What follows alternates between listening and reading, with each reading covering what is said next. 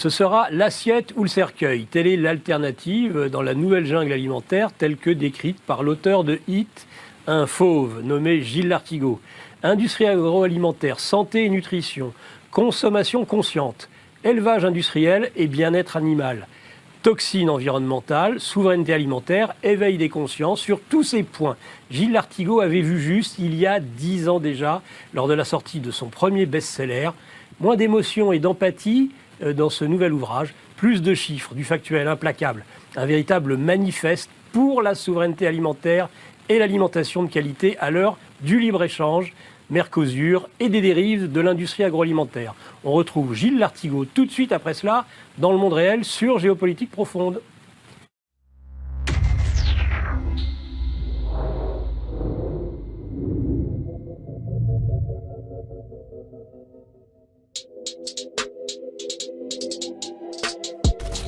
Nous sommes en guerre.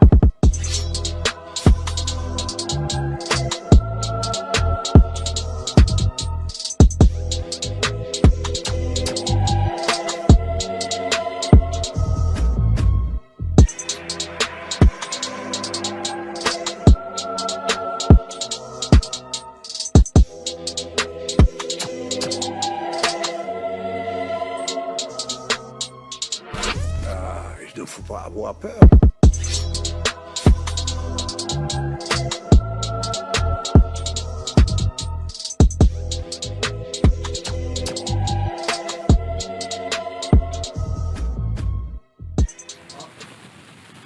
Voilà, vous êtes dans Le Monde Réel, chers internautes, et je vous rappelle, c'est la tradition en début et fin d'émission, la revue de Géopolitique Profonde, c'est la 17e, celle-ci, mais nous sommes déjà en novembre, et la 18e va arriver dans vos boîtes aux lettres, à n'en pas douter d'ici peu.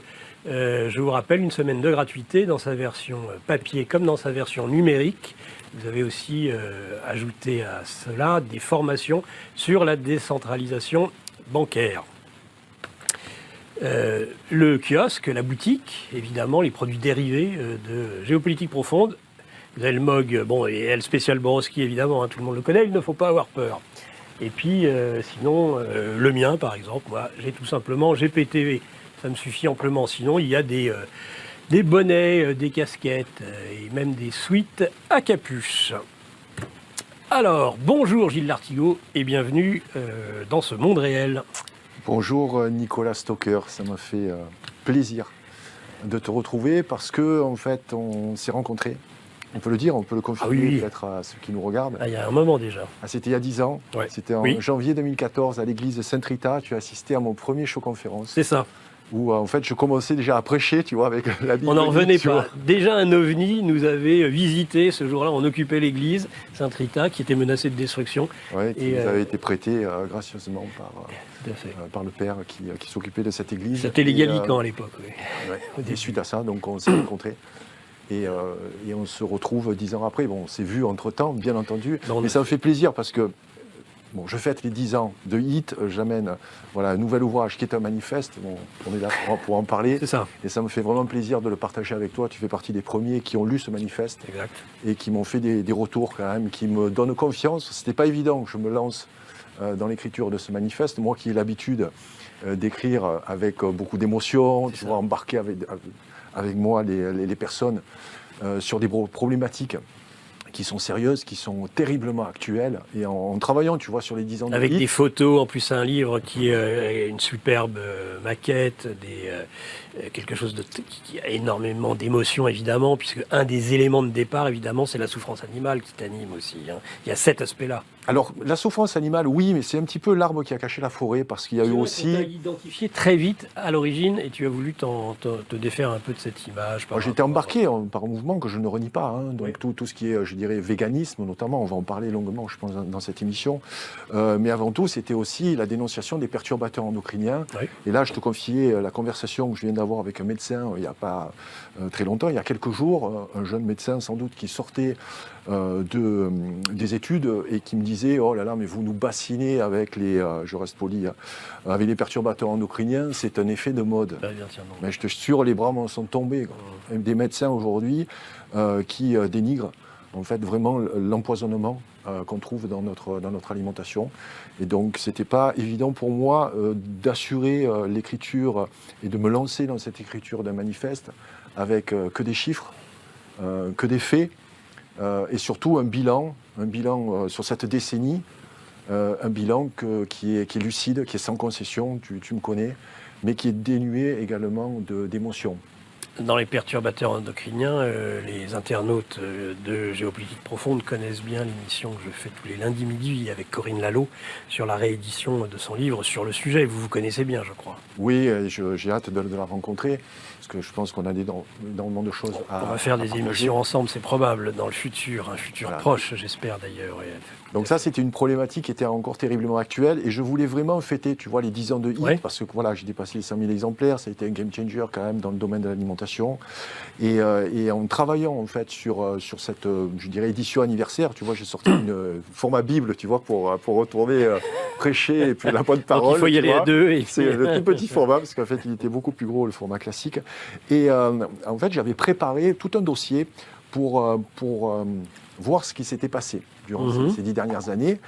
Et en commençant à travailler là-dessus, j'ai fait un travail d'universitaire. Je ne suis pas très féru, moi, je dirais en études secondaires, mais je me suis attelé à aller chercher. C'est pourtant très sérieux, c'est au laser, hein, je dirais. Tu as vu, il y a 264 sources qui sont sérieuses, c'est des données aujourd'hui qui sont officielles. Ouais. Je voulais vraiment faire un bilan, et je voulais que ce manifeste n'ait pas de couleur, entre guillemets, politique, parce qu'aujourd'hui, tout est clivant, et j'ai remarqué que ce qui est maltraitance animale, notamment, et écologie, ce sont des combats aujourd'hui qui sont ouvertement défendus par la gauche, Oui. et je ne voulais pas rentrer. Ils ont moi, dans préempté ce le jeu. sujet. Je ne voulais pas rentrer dans ce jeu. C'est pour ça qu'il n'y a aucun jugement, tu vois. Il n'y a que les chiffres. Et les chiffres, en fait, tu ne mens pas. Les chiffres ne mentent pas. Moi, ce manifeste, je voudrais qu'on en débatte.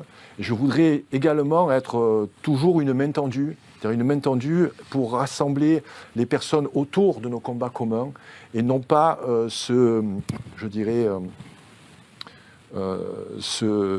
fâcher et qu'il y ait des éléments de discorde sur des éléments où nous ne sommes pas d'accord. Je voudrais vraiment être un rassembleur autour de nos combats communs. Mais de toute façon, il y a nécessairement des clivages, parce que tu as beau dire, mais tu es quelqu'un de passionné. Donc, quand on est passionné, il y a un certain nombre de choses qui vont être dites, ou comme tu l'as dit sur ce médecin, hein, tous ceux qui, de toute façon, déjà sont en désaccord, vous allez tout de suite être rangés parmi les complotistes, voilà, c'est tous les termes qui vont avec. Et puis le côté fantasmatique. Hein. On rappelle, quand ça les dérange, comme la sécurité, on dit c'est un sentiment. Quand ça les dérange, les perturbateurs endocriniens, on dit c'est à la mode. Donc de toute façon, il y aura, et ça je suppose que tu t'y es déjà préparé, un tir de barrage, je dirais, du mainstream en général sur ces sujets. Et justement, ça sert à ça. Tu vois. Ce manifeste sert vraiment à donner des arguments. Ouais. Là, il y a des chiffres. Comment on explique aujourd'hui qu'il y a une personne sur deux qui est obèse ? Comment on explique aujourd'hui qu'il y a 40% des cancers qui sont liés à l'alimentation ? Et quand on a affaire à des médecins allopathiques, l'alimentation, en fait, ils balaient ça d'un revers de la main. Donc là, c'est un manifeste qui est dénué de photos, qui est dénué, je dirais, d'enluminure. Et par contre, il y a des données, il y a des faits. Et moi, quand je discute avec les médecins, je leur annonce des faits.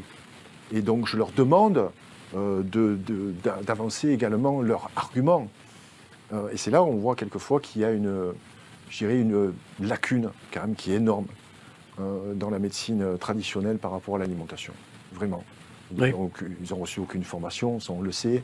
Mais lorsque on donne des chiffres et des arguments, ben là on amène le débat. Après, il y a des personnes qui sont ouvertes et il y a des personnes qui sont fermées. Il y a des extrêmes de partout, soit à droite, à gauche, au centre. Donc moi, je veux rassembler les gens qui sont de bonne volonté et qui peuvent aussi écouter l'autre. Quand on regardait les débats, je dirais, il y a une vingtaine ou une trentaine d'années, c'était beaucoup plus ouvert qu'aujourd'hui. Et t'as pas peur qu'avec le mot manifeste, il faut vraiment que tu précises dans ta pensée ce que tu as voulu dire, parce que ça, les gens vont dire, mais c'est complètement idéologique. Tout le monde connaît le manifeste du Parti communiste, ce genre de choses-là, le côté un peu idéologique. Alors que moi, je te connais, t'es à 1000 lieues de cela. C'est pas un manifeste, c'est pas. Dans ce sens-là. Il n'y a pas d'idéologie là-dedans. En fait. C'est un bilan. En fait, je ne savais pas Ouais, comment c'est un bilan. l'appeler. Ouais. Je ne voulais pas que les personnes prennent ce livre en disant c'est un I3. Le I3 est en route, c'est pour l'année prochaine. Ah, C'est très pas bien. un I3, mais c'est un ouvrage qui est tellement différent de ce que j'ai fait avant. Ouais. Il fallait que je l'appelle différemment. C'est quand même un pavé dans l'espace public. C'est-à-dire que un pavé dans la mare, il faut dire les choses à un moment donné, ça va, quoi. Parce que 10 ans, et comme tu vas le dire et comme tu l'écris, il y a peut-être des avancées sur certains points, mais il y a des problèmes qui restent les mêmes, et puis il y en a même qui sont aggravés. Hein. Oui, c'est une décennie en fait où il y a eu beaucoup de... C'est une décennie assez contradictoire. Il y a eu des avancées, notamment un éveil, j'appelle ça l'éveil de conscience, je sais que c'est un terme qui est galvaudé, mais en tout cas, il y a eu cette prise de conscience avec des mouvements, que ce soit des mouvements politiques comme la Rêve avec Émeric Caron, que ce soit des associations comme L214, qui ont fait quand même avancer les choses. Hein. Je rappelle que L214, avec les autres associations, ont permis à ce que les poules ne soient plus élevées en cage. Hein. D'ici, je crois, 2025, on va interdire, c'est abominable, je dirais, l'élevage comme ça de poules en cage. Donc c'est grâce à ces actions, aux actions de ces associations, c'est grâce aussi à des films plutôt portés sur l'écologie, sur la dégradation de notre écosystème. Mais en fait, je dirais, comme toute ces combats ont été pris par ce courant dit de gauche, il y a eu soit on les a ignorés, ou alors on les a peut-être balayés d'un revers de main. Toute la partie, je dirais, les gens qui ont plus des pensées de droite n'ont pas pris, je dirais, conscience de cette problématique, parce qu'il y a eu une politisation. Et pour moi, on ne peut pas politiser en fait la cause animale, tu vois. Notamment l'élevage intensif. Un cochon, ça ne vote pas. On est d'accord. Donc, moi, je crois que tu appartiens à une mouvance qui n'a rien à voir avec la mouvance de gauche, parce qu'en fait, l'écologie de gauche, c'est un altermondialisme. Un altermondialisme, c'est un mondialisme. C'est un mondialisme qui s'oppose à la logique néolibérale, mais c'est un mondialisme aussi. Je pense qu'il y a chez toi une fibre beaucoup plus enracinée, beaucoup plus ancrée, visant au circuit court, au localisme, au pays, aux provinces, à quelque chose qui s'incarne. Alors que je trouve, moi, que l'écologie de gauche est tout aussi désincarnée que les mondialistes hors sol qu'ils sont censés combattre. Oui, je peux citer un exemple, tu vois, avec les simili-carnés. Simili-carnés, en fait, ce qu'on appelle c'est l'équivalent de la viande au niveau des protéines, voilà, et c'est fait avec des végétaux. Il y a une société qui est célèbre, puisqu'ils détiennent les plus grandes parts de marché, ça s'appelle Beyond Burger. Donc c'est une société qui est pas une multinationale, mais qui vend dans beaucoup de pays, dont la France, et le principal actionnaire est Bill Gates. Donc il y a toute une volonté également de mondialiser cette alimentation. Et en fait, on est malade. Pourquoi ? Ça date des années après-guerre. Ça date notamment du plan Marshall. Ouais. Rappelez ce qu'est le plan Marshall. Je n'aurai pas l'outrecuidance de vous expliquer, vous, qui êtes auditeur de géopolitique profonde, ce qu'est le plan Marshall. Non, mais ça, tu le dis depuis longtemps, ça. Hein, je l'ai dit depuis 10 ans. Pourquoi je redis aujourd'hui ce que j'ai dit il y a 10 ans ? On en parlait tout à l'heure. C'est que moi, j'ai l'impression d'avoir dit des choses peut-être nouvelles il y a 10 ans, mais d'autres les ont dites avant moi. Ne serait-ce que des gens comme Pierre Rabhi, ou ne serait-ce que d'autres personnes qui sont intervenues dans les années 60 et qui ont alerté sur les dérives. Et en fait, l'histoire se répète. Aujourd'hui, il y a de nouvelles personnes qui vont amener les mêmes combats. Là, j'écoutais dernièrement Hugo Clément, par exemple, qui s'offusquait qu'il y ait des pesticides dans l'eau.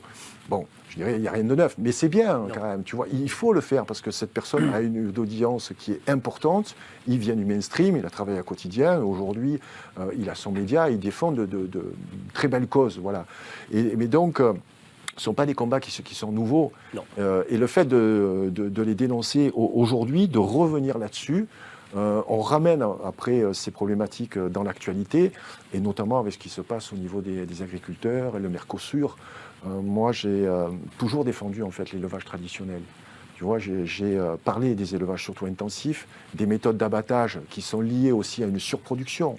Là aussi, il faut parler de la surproduction. Il faut parler des capacités aussi de production de la France. Parce que la France a fait l'Europe. Et depuis, donc, je reviens à ce plan Marshall, depuis les années 40, on s'est américanisé. En fait, le plan Marshall, officieusement, c'était pour vendre des produits américains. Hein. On a eu la Première Guerre mondiale, il y a eu le Coca-Cola, ensuite qui a explosé après dans les années 50. Il y a eu également les Kellogg's. On ne va pas revenir peut-être sur le danger des céréales. Les céréales au petit déjeuner, c'est juste le pire poison qu'on peut donner aux enfants. Aujourd'hui, on est addict au sucre. Pourquoi ? Parce qu'on mange les céréales aussi au petit déjeuner. Et donc, ce plan Marshall a aussi imposé un système agricole. Il y a Edgar Pisani, qui était ministre de l'Agriculture sous Charles de Gaulle, qui s'est inspiré en fait de l'agriculture américaine, qui était industrialisée. Donc, on a créé le crédit agricole pour que les paysans s'endettent pour acheter des tracteurs. Mais pour utiliser les tracteurs, il faut remembrer les terres. Donc, on a fait des champs qui sont un petit peu plus, je dirais, grands, de la culture intensive. Tu vois, en fait, on a pris ce modèle américain. Pourquoi ? Il ne faut pas leur jeter la pierre. Parce qu'en fait, on manquait de tout à la sortie de la guerre. On ne s'en rappelle pas parce qu'aujourd'hui, 7 jours sur 7, on peut acheter de l'alimentation si tant est qu'on ait un peu d'argent dans notre poche. Mais en fait, on manquait de tout. Donc on s'est américanisé et je pense qu'on en paye aujourd'hui les conséquences. Et puis aujourd'hui, j'ai envie de dire qu'on s'est mondialisé parce que quand on voit quand même un certain nombre d'oligarques, je pense par exemple à Xavier Niel, qui préemptent des terres en Bretagne, on fait de l'ingénierie agricole, on veut transformer tout paysan travailleur de la terre en une espèce d'ingénieur spécialisé dans les OGM. Ça me paraît être une nouvelle phase encore plus inquiétante que la précédente. Parlons justement, très intéressant Nicolas, parlons de qui possède les terres agricoles aujourd'hui en France. Il se trouve qu'il y a 10 ans, 50% des terres agricoles étaient la propriété de 20% des exploitants. 10 ans plus tard, c'est passé de 50% à 80%. Il y a 20% des exploitants qui possèdent 80% des terres. Il faut savoir que la France est très puissante en Europe. Si on signe le Mercosur, ça signera l'arrêt, je dirais, de la souveraineté, si tant est qu'il nous en reste un petit peu, de la France. Donc accord de libre-échange avec des pays d'Amérique latine. Ça sera une catastrophe. Pour moi, ce sera, je pense, un point de rupture. Ouais. Et donc, le fait que ces grands propriétaires terriens, en fait, c'est eux qui vont avoir toutes les subventions de la PAC. Donc, la PAC, ça représente 30% du budget de l'Europe. C'est le plus gros budget de l'Europe. Et on en reçoit beaucoup. Comme la France produit 20%. Donc, on produit devant, je crois, l'Allemagne et l'Italie, de mémoire. Donc, c'est normal qu'on reçoive des subventions. Mais qui reçoit ces subventions ? Ce n'est pas mon ami Pierre-Guillaume Mercadal qui va recevoir des grosses subventions pour élever ces cochons incroyables pendant 2 ans, tu vois, les cochons sauvages, les cochons laineux. Ce n'est pas lui qui va recevoir les subventions, ça va être les gros propriétaires terriens. Ces gros propriétaires terriens, qu'est-ce qu'ils produisent ? Allez, on va simplifier du blé et du maïs OGM. Voilà, déjà, bon, on simplifie, d'accord, ou alors du soja OGM pour les végétariens. Et il y a souvent OGM derrière, en tout cas. Voilà, on sait ce que sont les OGM. Donc, ce qui veut dire qu'aujourd'hui, on finance une agriculture qui nous empoisonne. Et on a j'ai l'impression qu'on met tout dans le même panier. Il faut savoir qu'en France, aujourd'hui, les amis, il y a un paysan sur 4 qui vit en dessous du seuil de pauvreté. 26% exactement. On dit qu'il y a un suicide tous les 2 jours. Mais c'est beaucoup plus que ça. En 2015, il y en a eu plus de 600 par an. On est à plus d'1,5. En tout cas, tous ces chiffres, je l'ai cité dans une émission dernièrement, suite à la lecture de... Je ne peux pas dire 1,5. Ah bah non, je m'en suis tout de suite excusé. Oui, mais c'est 1 ou 2, tu vois. Mais c'est plus proche de 2 aujourd'hui que de 1. Oui, c'est clair. Le taux du suicide, c'est une chose. C'est vraiment, je dirais, la solution extrême pour sortir, je dirais, de cette problématique. Et... il faut le dénoncer, mais il faut dénoncer également cette exploitation. En fait, on exploite aujourd'hui les gens qui produisent de la nourriture qui nous fait vivre. Donc, et ces gens-là ne reçoivent pas les subventions. Et ça, c'est vraiment un problème politique. Donc moi, ce manifeste, j'ai l'intention de le distribuer aux députés qui s'intéressent en fait à l'alimentation, parce que c'est une... je dirais, comme il n'y a pas d'idéologie derrière ce manifeste, ce ne sont que des chiffres. Je veux leur donner aussi des outils, parce que je suis le seul à avoir fait ce travail-là aussi sur toutes les relations entre ce qu'on mange, ce qu'on produit, etc. Tu vois, donc toute cette, je dirais, ce bilan, cet état des lieux, je l'ai trouvé nulle part. C'est pour ça en fait que j'ai fait ce manifeste. Tu ne devrais pas le donner qu'aux députés et aux sénateurs. Il faut aller le donner à la coordination rurale, ou à la FNSE. Il faut même qu'ils l'apprennent par cœur. C'est les syndicats, c'est tous les représentants syndicaux agricoles. particulièrement la coordination rurale. Mais là aussi, parlons de la FNSEA. La FNSEA, c'est les patrons, en fait, parce qu'il y a le ministère de l'Agriculture. Je ne retiens pas les noms, en fait. Je n'ai pas envie de retenir le nom non plus de cette nouvelle ministre de l'Agriculture, qui est pour moi... Une secrétaire, c'est un peu péjoratif, mais elle est sous les ordres de la FNSEA. Mais c'est Madame Genevard, c'est la belle de Morteau, je l'appelle. Elle voulait être à l'Éducation nationale et on lui a donné un lot de consolation, c'est-à-dire le ministère de l'Agriculture, c'est dire. Bon, c'est assez facile de se moquer des politiques, mais apparemment, c'est un domaine apparemment qu'elle connaît bien. Mais quel pouvoir elle a ? La FNSEA détient toutes les chambres d'agriculture. 98% des chambres d'agriculture sont détenues par la FNSEA. C'est un peu comme les chambres d'agriculture, c'est comme les agences de santé, tu vois, pour le ministère de la Santé. Donc, c'est des gens, en fait, qui vont gérer toute la production agricole. Et donc, on n'a pas la main là-dessus. Et on confond. La FNSEA, c'est pas la coordination rurale. Il y a les gros exploitants, les grands exploitants, ceux qui sont puissants, ceux qui reçoivent des subventions qui se chiffrent en milliards, et les d'autres qui vont finir par le cercueil. Et tu sais qu'on a, sur Géopolitique Profonde, on a souvent Sébastien Béraud, qui lui est un électron libre, si j'ose dire, de la cause et de la colère paysanne. Il y était lors des premières manifestations, et il vient de créer un syndicat souverainiste. Dire qu'il considère que c'est l'Europe, ce n'est pas l'Europe qui sauvera l'agriculture française. En tout cas, nous avons les ressources, nous, en tant que Français, de nourrir toute la population française. Il faut le savoir. Hein. Pourtant, on importe 20% de tout ce qu'on consomme. J'ai lu les chiffres si tu veux. Bah attends, il faut le temps que je les trouve. Je sais qu'il y a 60% de fruits, 40% de légumes, ou alors c'est l'inverse. Attends, c'est fait partie des points.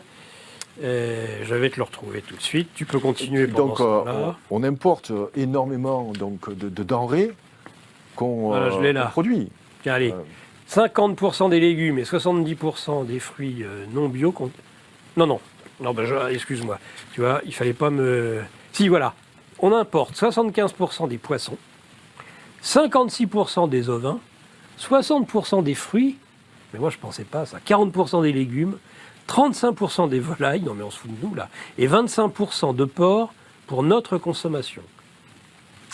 Les volailles, il y a d'autres chiffres qui circulent, c'est monté quasiment à un poulet sur deux aujourd'hui qui est consommé en France et vient d'origine étrangère. Ukrainienne ?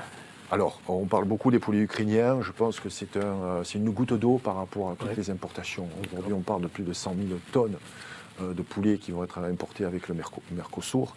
La problématique de ces importations, c'est que c'est des producteurs qui ne respectent pas les règles qu'on impose à nos agriculteurs. Comment on peut accepter ça ?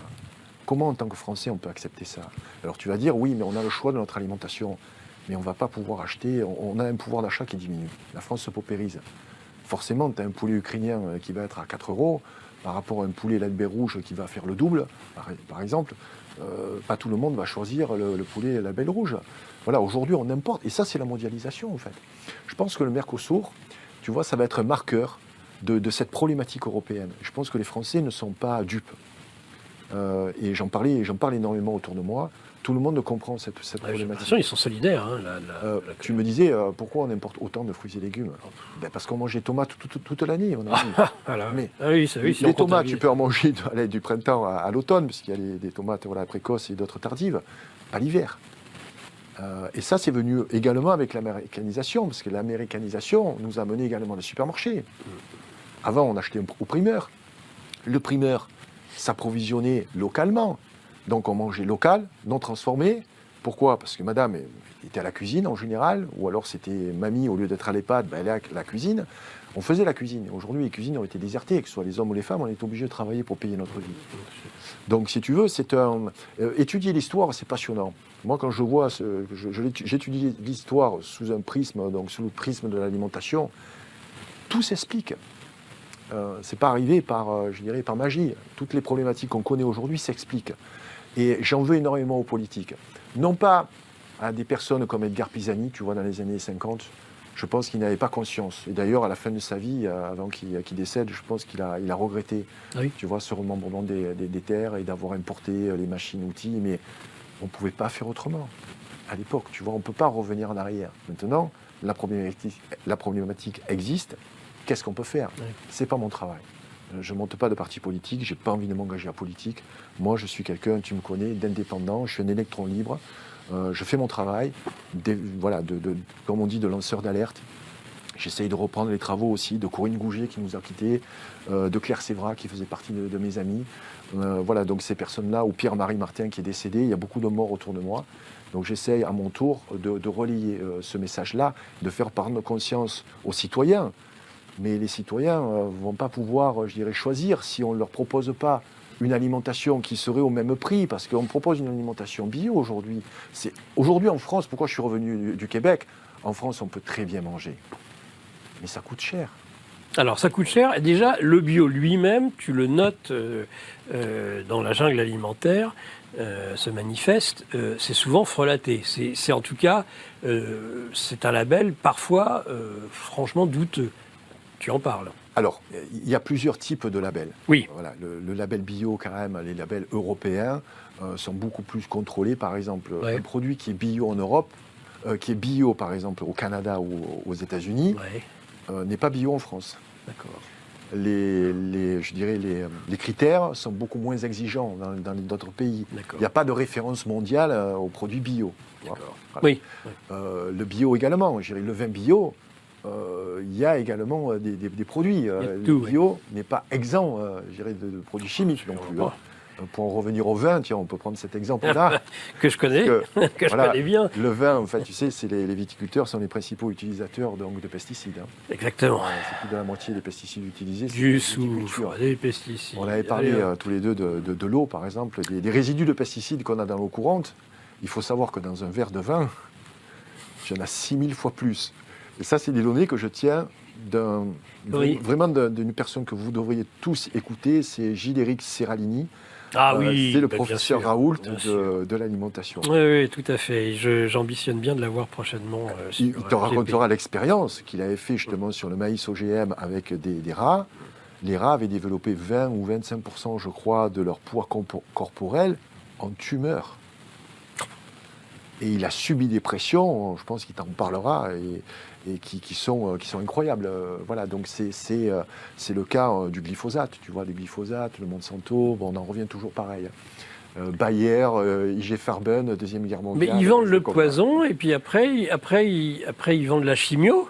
Quand on a attrapé le cancer avec leur saloperie, ils vendent les deux. C'est quand même c'est les mêmes, non? Oui, après tout est multifactoriel, tu vois. On a un cocktail chimique dans notre corps. Tu veux être plus mesuré que moi. Je veux être nuancé. Je veux être nuancé parce que l'exagération n'apportera rien, tu vois. Donc, il faut être conscient qu'on a plein aujourd'hui de produits chimiques, que ce soit dans notre alimentation, dans l'air que l'on respire et l'eau que l'on boit. C'était la postface de HIT. Oui.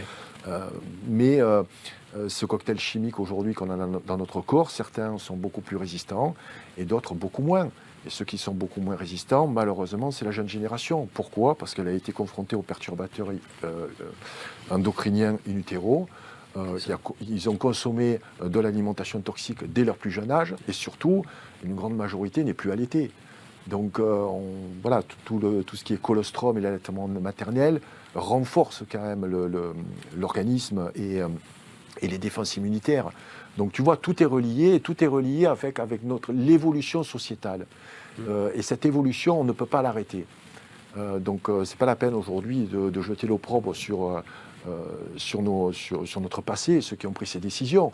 Par contre, aujourd'hui, quand j'ai entendu Emmanuel Macron en 2017 vouloir interdire le glyphosate, c'est une blague.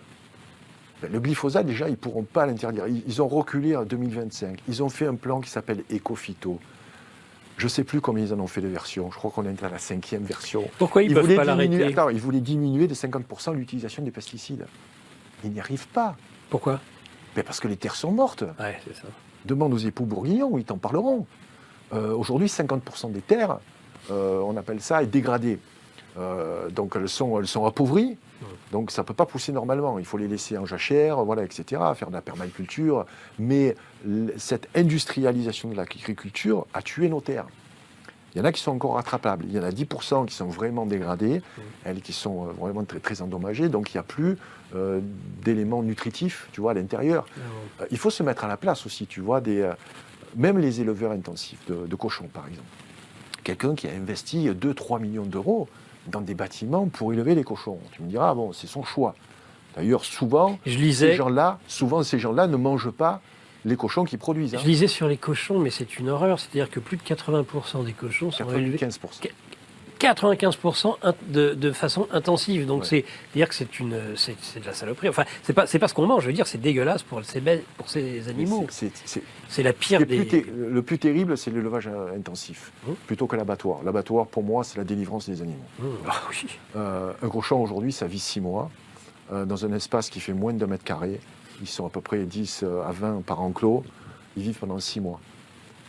Donc, pendant ces 6 mois, ces fameux 180 jours, ils vont grossir intensément. Pourquoi ? Parce qu'ils sont shootés aux antibiotiques, qui sont les mêmes que pour nous humains. C'est pour ça que nous faisons de l'antibiorésistance. C'est pas moi qui le dis, c'est l'OMS. Je porte aucun crédit à l'OMS, on est bien d'accord. Dans le Covid. Mais bon, ils sortaient des chiffres, tu vois, ils le disent. On est sur une pandémie d'antibiorésistance. Pourquoi ? Parce qu'on consomme des antibiotiques qu'on donne aux animaux. Pourquoi on donne ces antibiotiques aux animaux ? Pour pas qu'ils meurent. Pourtant, tu as 20% des cochons qui meurent avant l'âge adulte. On donne des antibiotiques parce qu'ils sont de la promiscuité. Promiscuité, c'est pas, tu vois, moi je préfère, bien sûr, des éleveurs comme Pierre-Guillaume Mercadal, les cochons sont en liberté. Après, il n'y a pas de jugement à apporter. L'homme a toujours mangé de la viande. Il y en a qui font le choix de ne pas en manger, je les respecte. J'ai énormément d'amis qui sont végans, qui embêtent personne. Qui apportent énormément d'aide aux animaux, qui ne font pas de prosélytisme. Moi, je suis contre le prosélytisme. Tu vois, je te parlais de L214, qui a fait des actions incroyables pour les animaux, mais je ne les suis pas quand ils vont défiler pour qu'on ferme les abattoirs. Comment tu peux déjà, c'est une utopie, tu ne peux pas fermer les abattoirs. Par contre, on peut réduire l'élevage intensif. Mais pour ça, il faut éduquer aussi les personnes. Il ne faut pas manger de la viande à tous les repas. Il faut dire ce qu'est le jambon, avec les nitrites. Donc, il y a plein de cochonneries, je dirais, dans la viande. Mais la problématique est complexe. C'est une problématique qui est politique. Ça doit être des projets gouvernementaux. Mais le problème, il y a trop d'intérêts économiques en jeu. L'industrie agroalimentaire, en fait, c'est une industrie qui génère du profit. Ils sont là pour faire de l'argent. Ils ne sont pas là pour la santé des citoyens. Tu vois, donc c'est vraiment... est-ce que c'est quelque chose d'inéluctable ? Je ne sais pas. La problématique est multifactorielle et très complexe. Et vous appelez à la mise en place d'un euro numérique. Absolument. Nos élites déroulent leurs plans contre nous. Mais nous aussi, on a des plans contre eux. Déjà au travers de nos émissions avec une revue de presse économique pour faire le point avec vous, puis dans notre revue mensuelle avec des analyses financières et des solutions de décentralisation, et surtout dans notre stratégie anti-CBDC. Plus de 3 heures de contenu exclusif et gratuit pour apprendre concrètement à préserver votre épargne. Au programme, protection anti-crise, anti-banque, anti-État et bien d'autres solutions.